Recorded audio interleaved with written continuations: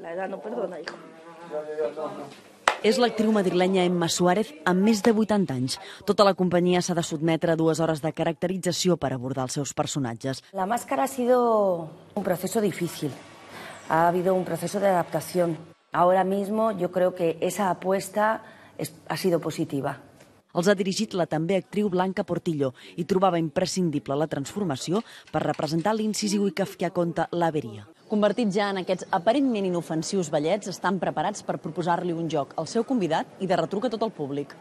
Lo que aquí practicamos no es el tradicional juego de cartas. No són uns jubilats estàndards, són els més estrambòtics que s'han vist als escenaris. Van ser jutge, fiscal, advocat i botxí, i no sabrien com millor distreure si no celebrant un judici. Per això salten d'alegria quan els arriba per atzar la perfecta víctima propiciatòria, un viatjant amb el cotxe avariat que els demana passar-hi la nit. L'acullen, però pagant el peatge d'una bacanal de menges i vins narcòtics i d'un judici sumaríssim. Si se supera l'efecte inquietant de les màscares i les veus rugalloses, les paraules de l'autor, el suís Friedrich Dürrenmatt, cauen al públic amb tot el pes de la llei. Gemma Ruiz, TV3, Barcelona.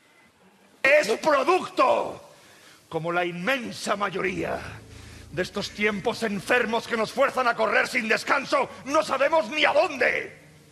Puede que la ambición sea un cáncer, mas no es un crimen.